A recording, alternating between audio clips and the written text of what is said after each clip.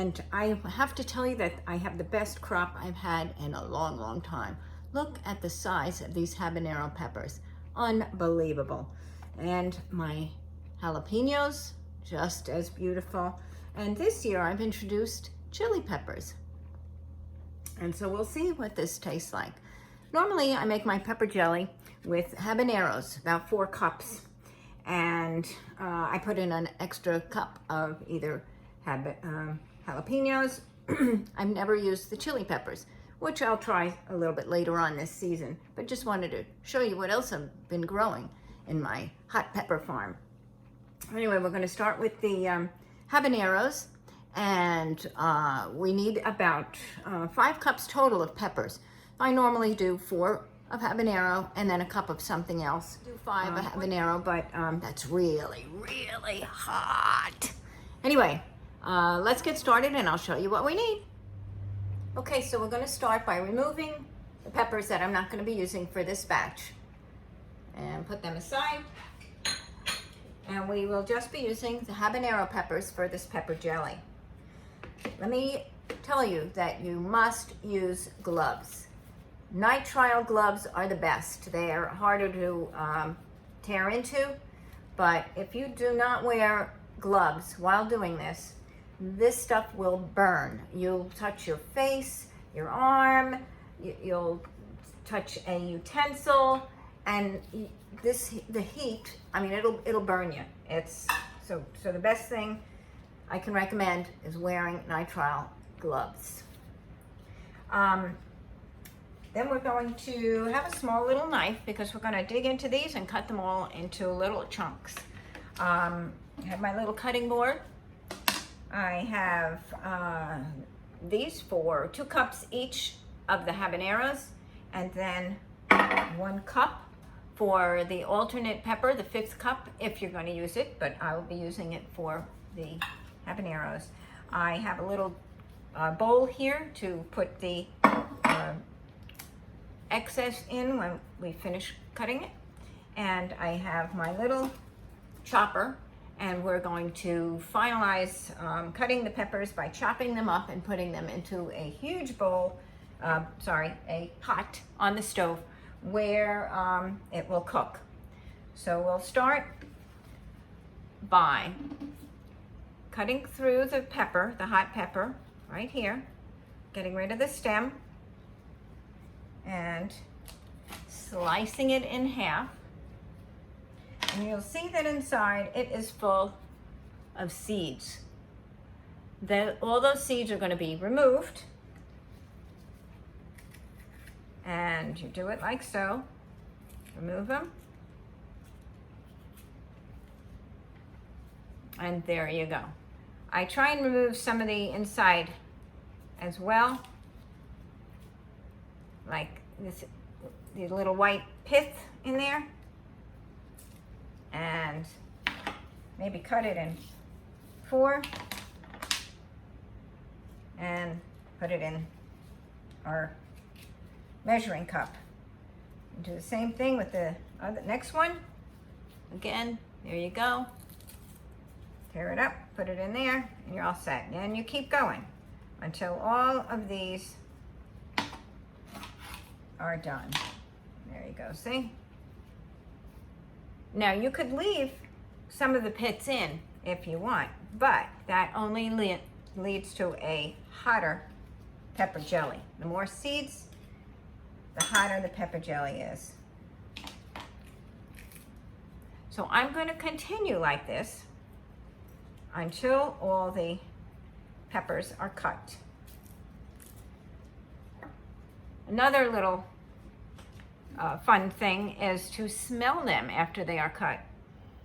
Oh God, it's so strong. Oh my goodness, it's a beautiful smell though. It's a beautiful smell of heat. I love it. And you may want to open some windows while you're cutting through these. But anyway, I'm going to finish cutting these up, and we'll continue from there.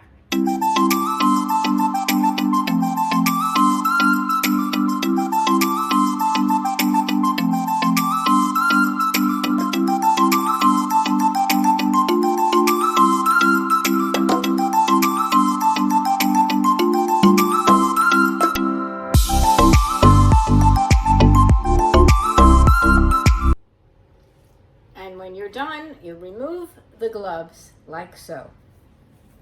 Turn it inside out from your wrist and grab it. Here, the other one this way, turn it inside out. And then you throw them away. So look at all those delicious habanero peppers. Just beautiful, and they smell delicious as well. Okay, so what we're going to do, we've got the heat on low for now, and we are going to pour in 1.5 cups of the apple cider vinegar. And we will stir it around.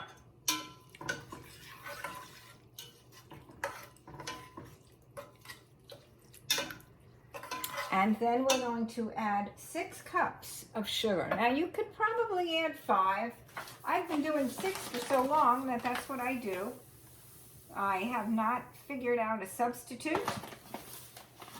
So if anybody has any ideas, you can email me or let me know. Link at the bottom, and we'll figure it out. We've got 2 cups of sugar here, so 3 of these will be 6 cups. Let's pour that in. And we'll give that a stir.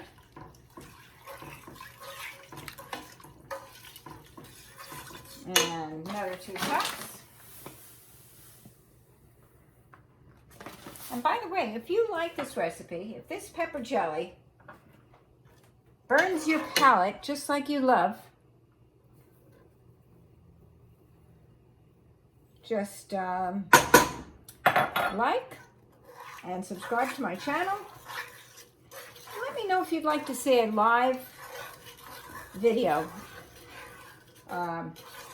making this pepper jelly. And we could all do it together. It would be a wonderful bonding experience, and just something really fun to do during this quarantine period.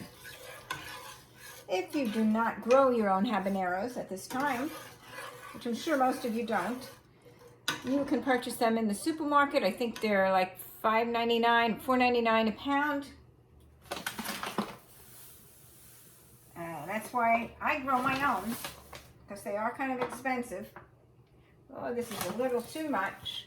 Let's pour some back. Not on me. A little more. Okay. Well, maybe need a little more. Let's just use that. That's fine. So that's just about 6 cups. Spin that around there.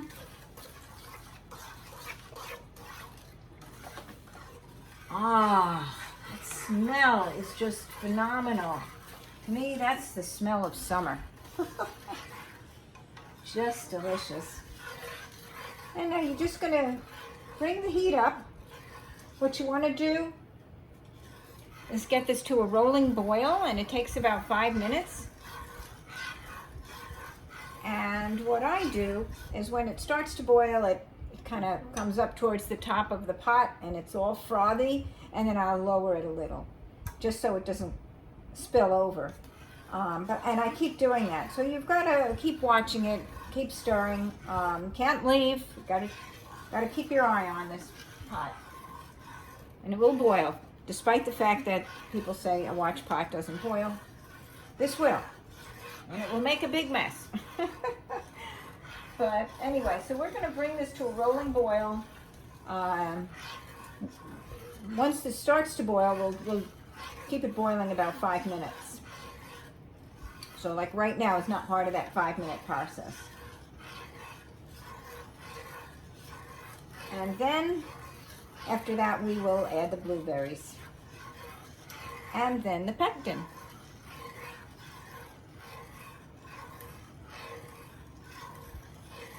So I don't want to bore you for the next 8 minutes while this boils.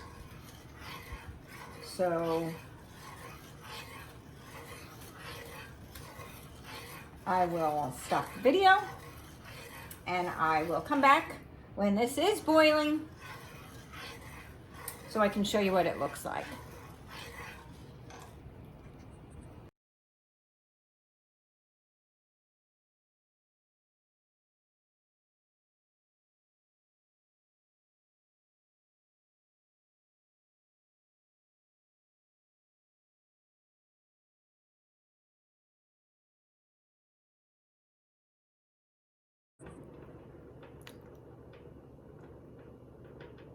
Okay, so now that the rolling boil is finished, 5 minutes of boiling,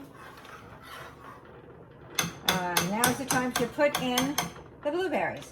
So I've lowered the heat on the pot to low, so I can put in my 1 cup of freshly picked blueberries from Baker, Florida. Actually went to a blueberry farm and picked a ton of them. So everything here is fresh. Fresh peppers just picked, blueberries just picked. So it's going to be delicious. Well, you'll put the blueberries in just like that. And you take a potato masher, and you start smashing the blueberries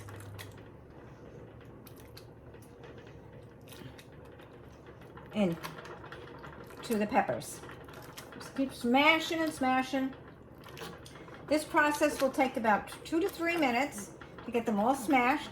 And as you can see, the liquid is turning a purple color because we're releasing all the juices from the blueberries. And so I'm going to raise it just a little bit, the heat, and we will just keep pressing along here.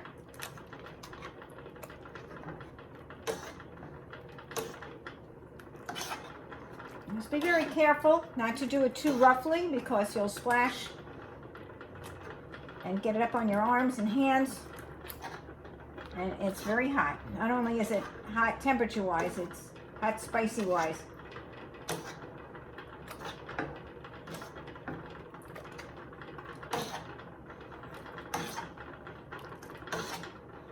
And you can pick it up every once in a while and see how smashed the blueberries are. Keep on going. And let's raise the heat a little bit more.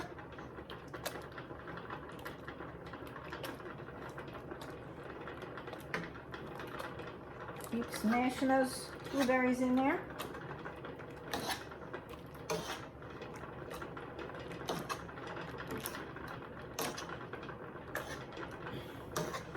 Now it's still very liquidy because we haven't put the pectin in.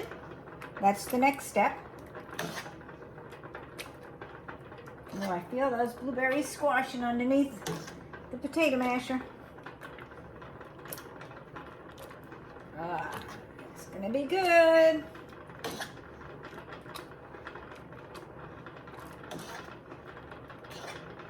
There's a lot of people that I sell the pepper jelly to that have never had pepper jelly before, or say, oh, I never heard of pepper jelly. What is it? I mean, I think I've seen pepper jellies in the supermarket, like the jalapeno pepper jellies, which I also make. You can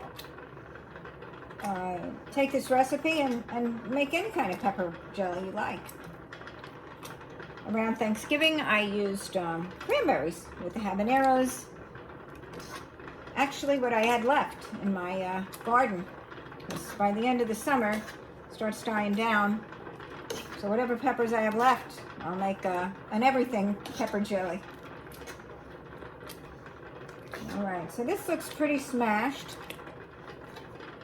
Let's take a look. Yeah, it looks smashed. Let's get them off.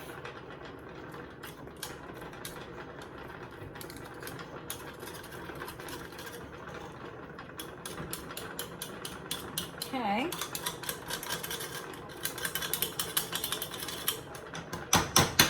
That's good.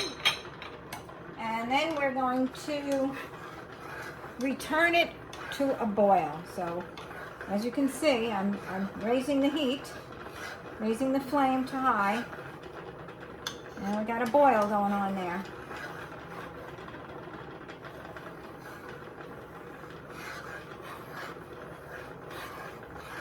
And not too much because we're going to take our 2 packages of Cerdo and put them in. Whoop, whoop. It's getting high. I'm lowering the heat again. Let's get that down. I'm on low. All right. So now we're going to take our 2 packages of Cerdo that are in this box. There's 2 of them in there. And what I do to prepare is just cut them open, put them in a cup standing up. It's kind of gooey inside these little things, so you don't want to get it all over or lay them down.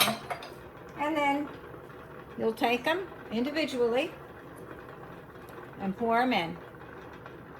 And what I do also is I try and squeeze every last drop out.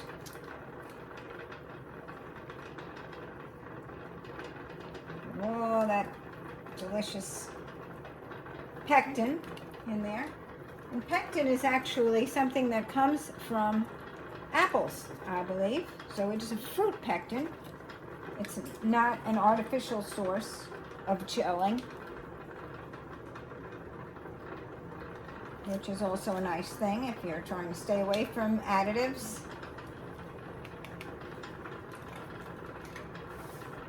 And then let's stir that around some more.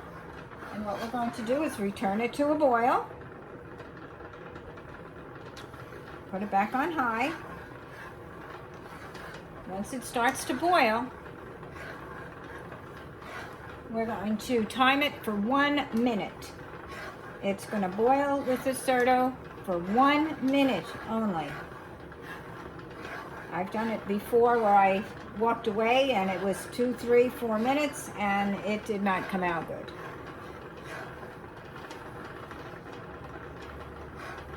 All right. So you keeping up with me here? Writing everything down? If you can't write everything down, I will have this recipe posted and you can print it out and make this yourself, or watch an online video, which I'll be working on in the next week. And hopefully I'll be doing it as a live version, and you can have everything prepared. All right, it's starting to boil, so I am going to keep a good eye on this flame and put the timer on 1 minute, and just keep stirring so nothing sticks to the bottom, and you can keep an eye on how it's boiling. It's not like making a cake where you put it in the oven for 40 minutes and walk away. This does take time and effort all at once. But that really looks good. This is on a medium-high flame.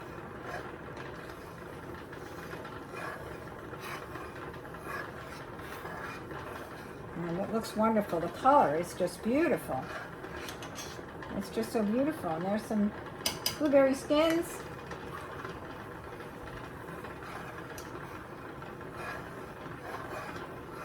Now you can use frozen blueberries too if you like, or any other kind of fruit.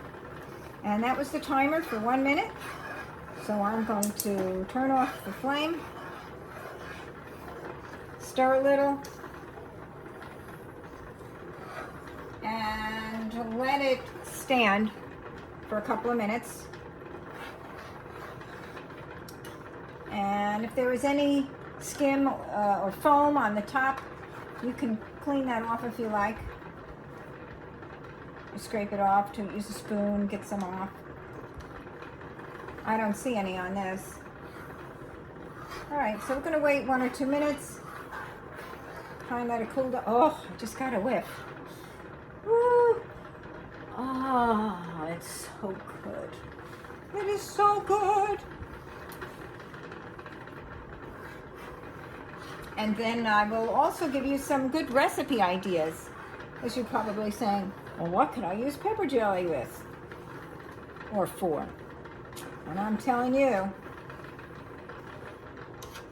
it's the best gift to bring to a potluck. You're invited to a barbecue.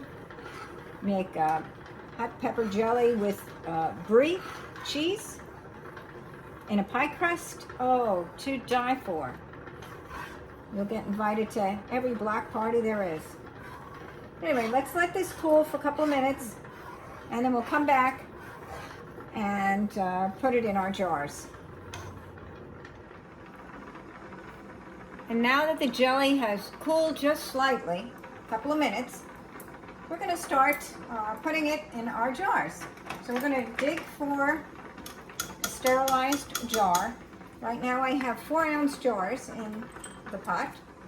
And then we're going to put our ladle on top, a wide mouth ladle. You can buy these in the store where you get the ball jars and the Cerdo. And we're going to start ladling into the little jars. Again, these are 4-ounce jars. We'll get quite a lot of jars, and these make great presents. If you give these a couple of different flavored jars out to friends or family, they love it. Okay, there you go. There's one. And we're going to fill them all so we can't fill any more. And as you can see, I put a piece of cardboard down. You could use plastic, you can use an old magazine, whatever, because it gets a little messy. As you can see, when the jelly drips out. There we go.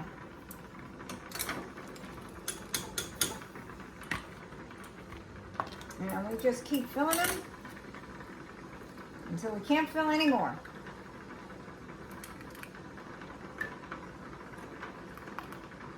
Guess this is about 3 ladles full.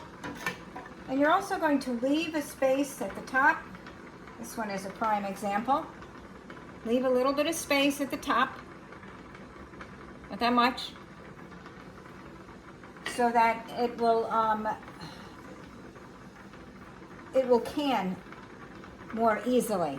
Meaning, once it's out of the final water bath, the lids will seal themselves, and you need that space in there for the air pressure to pull down on the rim, on the metal lid, and pull it down and seal it so that it will last for a year or a year and a half in a cool, dark closet or a pantry somewhere. But that is very important, because another thing, you don't want to fill it all the way to the top with no air in there to suck it in. It's not going to seal properly, and bacteria could form. So make sure you leave enough space at the top. This one here has got a little too much. I'll have to take some out. I'll take the spoon in a little bit and remove some of that and put it in another jar. But do be careful of that. And then again, here we go.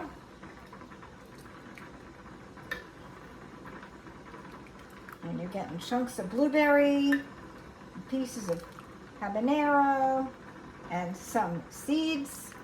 Ooh, the seeds. When you use all habanero, here's a tip. Do not put extra seeds in the mix, because it's going to be too hot, way too hot. The peppers themselves, without the seeds, are hot enough. They also sell something in the store similar to this, that's made specifically for pulling the jars out of the hot water, but this works perfect for me. In fact, it works better than the thing they sell in the stores.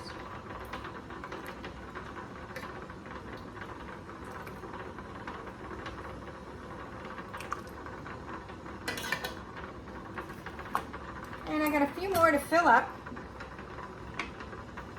which I will do, and then we'll be back to place the lids on them and put them back in the final bath, and they'll be ready in about 2 days, 3 days after they seal themselves, and then they'll be ready to give away, to sell, to enjoy, to make great recipes with. All right, we'll be back shortly. All right, so here we are with a wonderful yield. We have 17 small 4-ounce jars of jelly, and I think that's a pretty good amount. Family and friends, that'll last a couple of months or so. But anyway, what we're going to do before we put the lids on is take a wet paper towel, damp, not wet, dripping, and run along the edges. Can you see? Run along the edges. Let me move that down. Of the jar with the paper towel. And what you're trying to do is remove jelly that may be stuck to the top of the rim here, or in the little grooves for where the lids screw on, the rings screw on. You want to get all the jelly you can off of there. Number one, so it doesn't stick, and number two, so you have a good seal on each of the jars. If you have anything in the way of the seal of it, the pressure sucking in the lid, it's not going to work right. So just make sure you get all that jelly off the edge here. And see, I've got some. You can see a little pink there, purple. So you just got to make sure that each one is clean. And then what we do, and I'm going to do that to all of them, and you don't have to hang around and wait for me to do that to all of them, but I'll show you next. I have these phenomenal gloves that my husband bought me. I love them. I love them because you can hold on to the bottom of the very hot jar.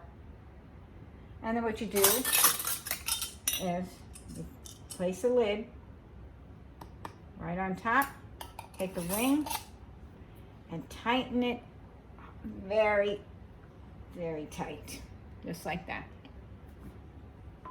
And then we're going to take it and place it back in our hot bath. Oops, sorry. There we go. As I've said before, it's tough being your own videographer. But anyway, okay, so then you're going to make sure that it stays in the hot bath for about another 5 minutes, and make sure that when I'm going to put about 6 of these in here, 7 maybe, and make sure that the water is at least 1 inch or 2 above the top of the lids, and put them in for about 5 minutes, and then take them out, put them aside, and in 2 days they'll be sealed and they'll be ready to eat. So I'm going to finish up here, and we'll be back in just a few minutes. All right, so the last of the jars are finished with their final boil. We'll pull them out. You can see that they look very liquidy, but within 2 days they're going to be hardened and set, and they'll be ready to eat. So we'll take these final 4 out, and we'll put them aside for a day or 2, and I'll, in the meantime, make my labels and get them ready for sale. So if you'd liked this video and liked this recipe, please like my channel and subscribe. And maybe one of these days in the very near future, we'll do a live video together. And till then, stay safe. Have a great week. And enjoy your pepper jelly. Bye-bye. Ciao, ciao from Lynn Delicious.